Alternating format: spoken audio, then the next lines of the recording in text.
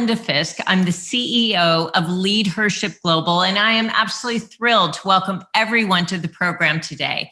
Leadership Global, for those of you that are not yet members, is the most impactful community of extraordinary women in the world.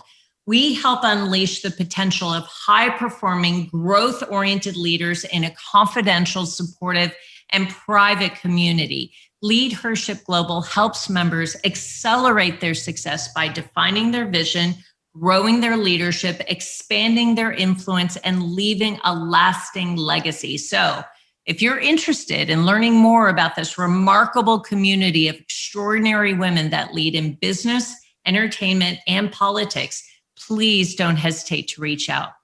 Now let's talk about what we're going to discuss today. As all of you know, as a strategy, agility is a competitive advantage.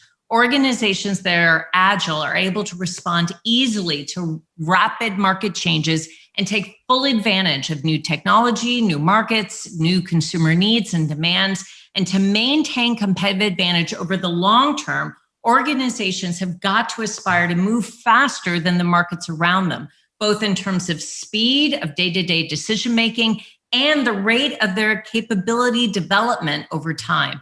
So leaders with strategic agility can see and respond to changes faster than rivals or new players. Today, Lisa Levy will talk to us about how leaders can sustain growth and profitable performance, which I got to think we're all interested in right now. So today you're in for a treat because you're going to learn how to identify emerging opportunities while proactively developing and creating new opportunities for your business. Today you'll learn 4 things. Number 1, how to experiment and generate and evaluate new ideas.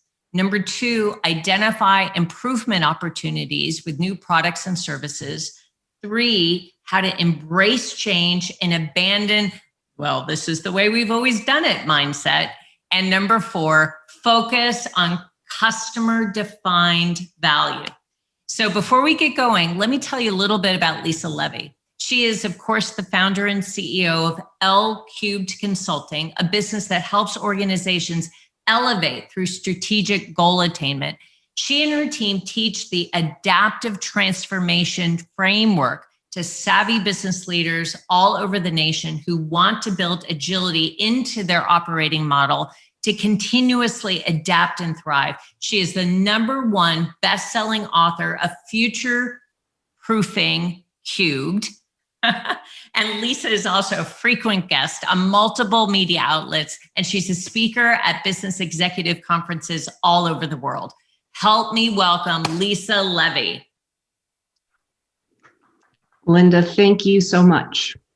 I'm so honored to be here and talking with this audience and sharing these ideas and what we've built. Before I jump into the content, I formed L Cubed Consulting in 2009. I had built a career in project management and building teams of project managers and really wanted to do things differently. I had what I thought was my dream job. I was working for an emerging company.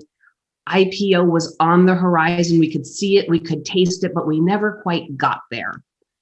But what I learned in that experience, as every member of the C-suite of that organization was brought in specifically because they had done this IPO experience for other businesses, they each came in and they built fiefdoms. And they were the best in sales, and it was the best technology person, and it was the best marketing person. And they came in with their teams of consultants. And there were little tribes of people running around this organization, all trying to be the best at something, but it wasn't the best at what the business was meant to be. And it just really pissed me off. I think that consulting is a noble profession. I think that having outside objective points of view helps leaders achieve their visions and their goals. But the consulting practice has morphed over time and doesn't always work the way that it's supposed to. So I'm going to say it again. In 2009, I left a company where I was in a nice director role with a salary and paid time off. And I said, I'm going to do something different. And L Cubed was born from that. And with the work that we do, we are trying to make an impact and a difference for our clients so that they can adapt and thrive through all sorts of time, all the trials and tribulations. And, 2020 is going to be a theme, because if that wasn't about, change and the need to be agile in our leadership, I don't know what it was. Are you seeing the PowerPoint presentation? Thank you. Sorry, my screen blinked and did something weird. And just so everybody knows, we are recording this. Today, what I want to talk about and how we're going to go through this experience, I want to talk about a failure to adapt and what that looks like, because we've all experienced it, whether it was our business or just in life and in our worlds. Things fall apart, and my camera's tilting, so bear with me if I make those adjustments. And it was very important to Linda that what I bring to the table are things that are actionable. And so there's a 3-step approach to leading with agility that I will introduce and walk us all through. And I really don't want to talk. We're here together for an hour. I'm going to share information and thoughts and ideas. I will put some things and ask for feedback in chat, but I really want to be at 30 to 40 minutes into this, opening up our microphones and having a conversation. So let me set the stage with that idea of a failure to adapt. It is the most simple predictor of a potential failure for any business leader. There's a correlation between leadership agility and a failure to embrace change. If we don't embrace change, we will fail. If we do not keep moving forward, we will stagnate. And there are examples all over the place. But let's start with one of my favorites. When I was a kid, at the holidays, there was always somebody, we call them a crazy aunt or uncle, running around with the camera, and they're taking pictures, and everything is getting documented into these Kodak moments. And I remember being so excited to get in the car with my mom, and we drive across town to drop it off in the photo booth, which was a kiosk in the parking lot outside of the grocery store, and wait with eager anticipation for 7 or 10 days until I actually could look at those pictures and hold them in my hands. We've lost that sense of anticipation. And now today we call these, we have our selfies and we're taking our pictures and our kids are taking pictures. In 1976, Kodak owned 90% of the market share of photographic film and equipment in the United States. It started to struggle as the digital wave came into place. What's important to know, they had the best digital photographic technology on the market, but didn't think that the end consumers would ever embrace it. Can you say #fail? To follow this thread through a little bit further, I've been seeing advertisements in my social media, on television, with the millennials who have this new product offering, and they have their little device and they scroll through it and say, we have thousands upon thousands of pictures on our cameras, but do we ever have that one we want to remember and share that's so meaningful? Well, if you send us your digital picture, we'll print it, we'll mat it, we'll frame it and send it to you so you have a keepsake. Innovation isn't necessarily about doing something new, right? Because getting a picture and hanging it on the wall is not new, but it is understanding the customer and what their needs are and what's impactful to them. When I started my career, I was a little bit naughty. On Friday afternoons, I tried really hard to figure out how to sneak out of the office early enough to get home, get to the Blockbuster, to get the new release for the weekend before they were rented out. I'm not sure if anybody else ever was quite that naughty, or at least understands the story that I'm telling. That was how I got my entertainment for the weekend. I had to go into a retail location, rent a video, and take it home with me. Netflix came on board and started sending me those DVDs in the mail. I'll share this one piece of information with you. That was the last time in my life I enjoyed going to the mailbox. Other than getting my DVDs, right? There's nothing in there but bills. And Blockbuster failed to understand the coming implications of what streaming media was going to mean to our entertainment consumption. Early on in Netflix existence, Blockbuster tried to buy them. We could be potentially watching blockbuster streaming videos now at home. That never came to happen because the CEO of Blockbuster still couldn't quite pull the trigger and make the deal happen. Again, hashtag failure to adapt. Everybody here today is involved in a business in some way, shape, or form, and we probably all have those moments where we look back on and the coulda, shoulda, wouldas come to mind. But let's kind of, for a moment, if we would, what if you could, on purpose, with a specific intent, transform your business, your department, your team, know how to take them from where we are today to where you know they need to be in the future? What if you had the confidence and their abilities to operationalize any idea that you have, strategy, vision? You could just say, this is what I want to accomplish. What if innovation was the basis of business as usual and not something that was a surprise and a happy coincidence if it actually came to be? What if you really understood what your customers wanted and needed and expected from you? Would these shifts make a difference to you and your business? Feel free to type yes or no in the chat. If you really had the opportunity to handle these what ifs, would it change anything? Okay. So yeah, I'm starting to get, I've got some points of resonate where we're resonating. That's awesome. And so, let's talk about today. We are coming out of something that nobody ever in our lifetimes expected to experience. Our business world shut down. Our personal world shut down. Our personal and home lives became one. We've lived, and depending on where you are, continuing to live in a digital world without a tremendous amount of human interaction. Doing the things that we do day to day, we get really good at them, and we're great leaders. But when we take the little, and I just like snow globe, and we shake it up, how do we respond to all of that chaos? Everybody does it differently.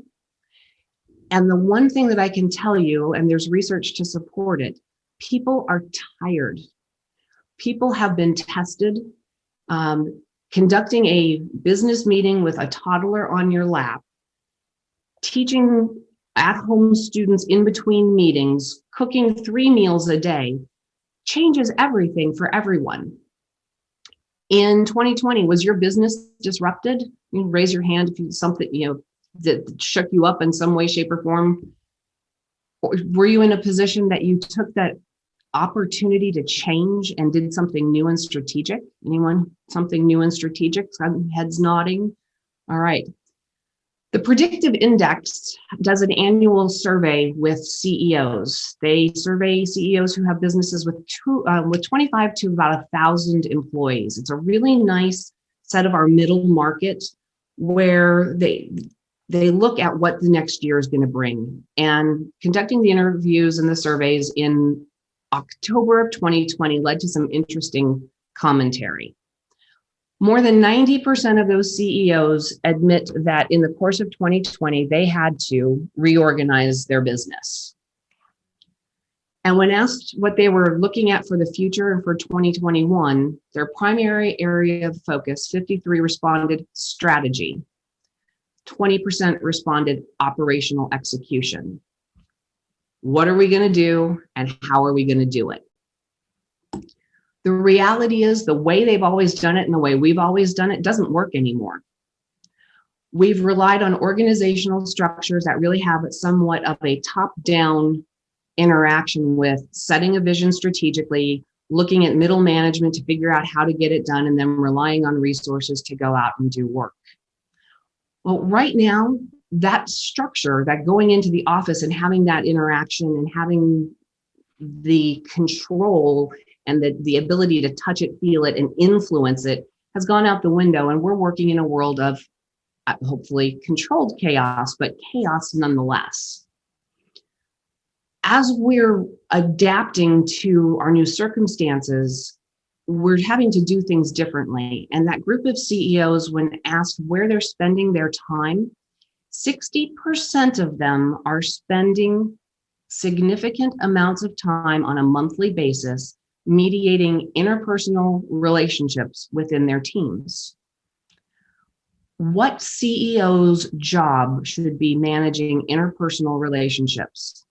How are we ever going to go to strategy or execution? We know that strategy and operational execution are the two biggest focuses that they saw coming into this year. 80% of them said that they had no confidence in their staff and their team's abilities to communicate what that strategy is.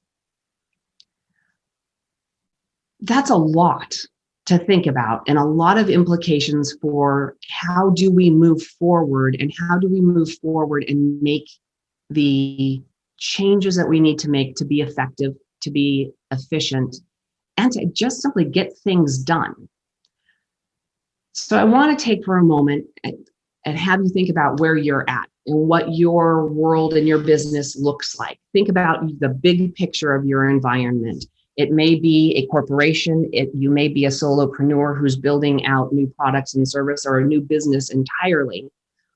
But when we really start to look at where you're at, how capable is your organization at this point in time? And I'm going to put this in the chat so you can think about it for a second.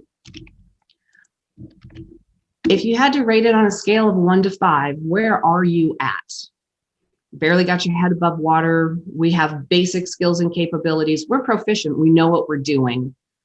We've got it dialed in. We're competitive. Oh no, we are freaking world class. It's a big spectrum, but what does that really mean? So let's look at, let's go through this a little bit. What are those capabilities? Armando, thank you. Anybody else want to type in a response? Please feel free. Awesome. Deb, 3.5. So we've got some proficiency out there. Proficiency is good. It's a really great place to start. Do we know what our teams are supposed to be doing? What are the skills and capabilities? Do the people who work on your teams know what their skills and capabilities should be? Do you have proficiency targets for each of those skills and capabilities? This applies more, right, for groups that really have teams, and you're going to have the people who are the A players who just knock it out of the ballpark all of the time, but they're contributing and supporting members of every team that have value to offer. Do you know what that mix of proficiency should be across the teams? Do you know where the gaps are and how you're going to fill them? Do you need to hire skill in? Do you need to train? Do your people know that they should be and always on a quest to learn and diversify what they know and how they bring themselves and how they show up for you? All of this starts to be, we'll get into how we get things done and building in the measurements for the work that we're doing. But what is that work? Is it repeatable across resources? Is it really a process? Do we know what the inputs are, what work has to happen, and what those outputs are for the next person downstream to do something? Or what that final output is to your customer, because that's what they're buying? And do you think about continuous improvement? What we're doing today is great, but are you actively thinking about how do we do it better tomorrow? All of these things play together to set the framework for what is an operationally capable business. As I've described through all of those elements, did that change anyone's thought about where you were on that spectrum, on that 1 to 5 scale? Maybe a little? No? So we've got some self-aware people and a good view of what's going on. That's awesome. All right.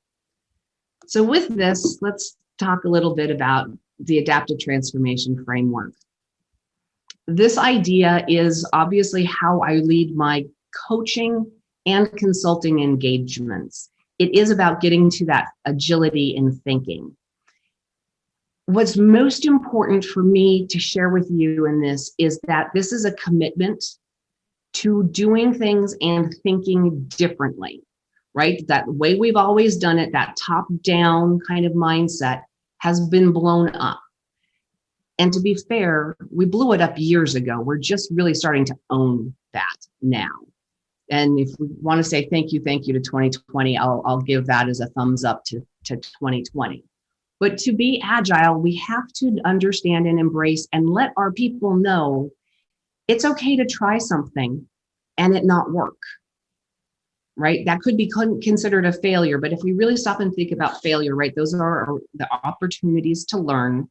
And without failures in scientific research, we would never have any advancements in vaccinations, antibiotics, anything that has come out of science in any way, shape, or form.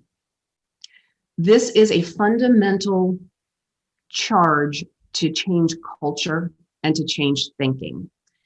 As we build this in, we start to disrupt ourselves on purpose. It is a decision to lead change, and all disruption is change, whether it's wanted or unwanted.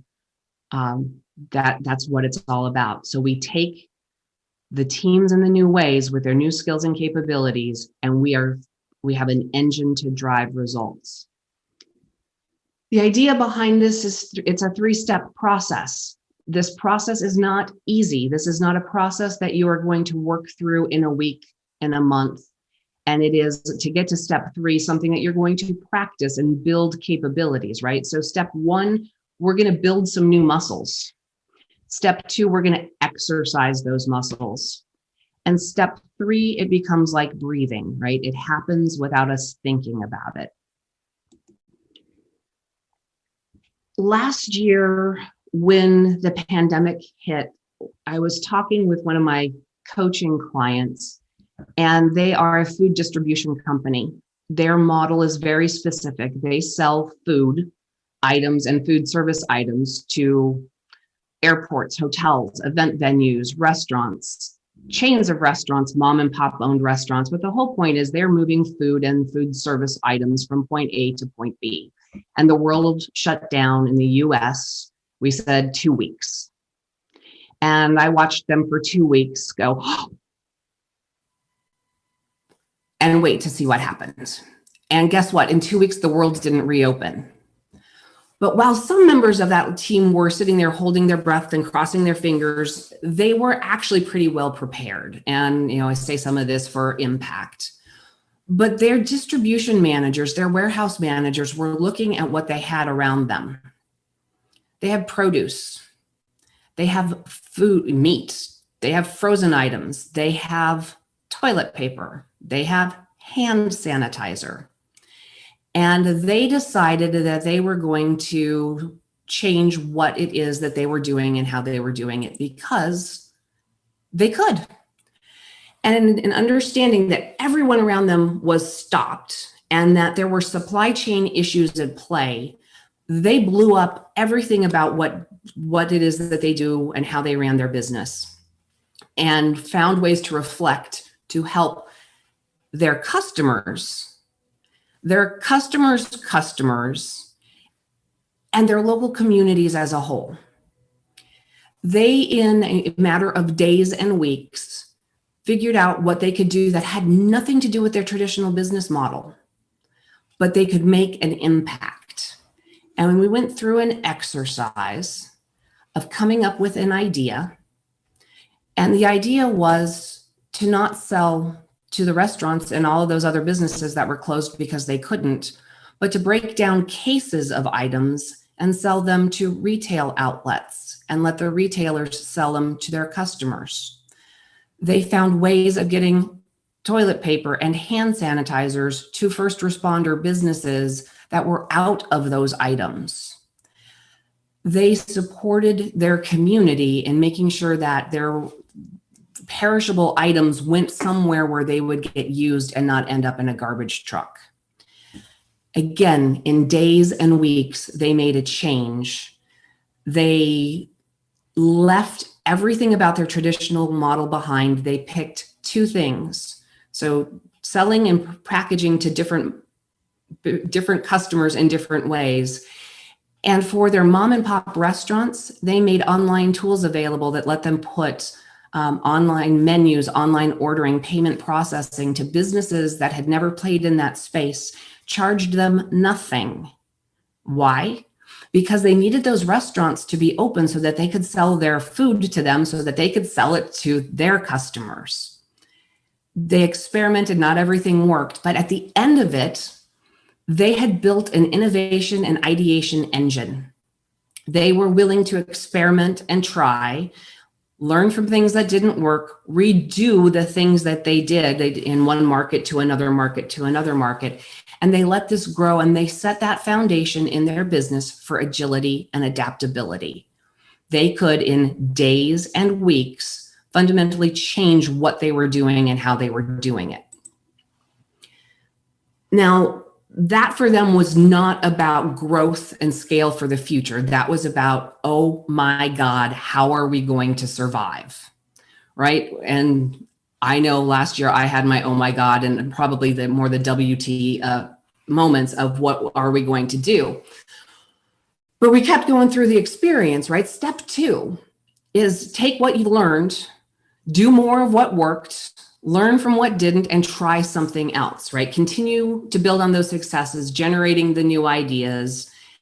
And as we're maturing in our agility, we also have to remember to connect back to the vision, because that's what our business is about. And with that is understanding still how we're serving our customers, but doing it in a little bit more organized fashion, putting the plans in place so that we can build from days to weeks to the things that we're doing now over months, and we can have that event horizon to keep this going. Using what others know is a really fun part of this whole experience for me, because that, as we talk more about it, is what adaptive transformation is about. When Linda was introducing me, she talked about my background in project management, process management, organizational change management. These are globally recognized best practices used by major corporations who invest large dollar amounts into building teams of subject matter experts. Guess what? Every solopreneur can understand the basics of how to manage work, how you start it, plan it, and how you finish it. Understand that a process must be repeatable. There are things that have to happen, and then somebody does work and they hand it to somebody else, and there's a sequence of events, and that once that's repeatable, that's a process, right? This is leveraging what other people know. And as that client of mine matured through the pandemic experience, because 2 weeks has again, right, turned into 14, 15 months now, they started to get the engine of this running. They had their teams across the country listening to their customers and what they needed.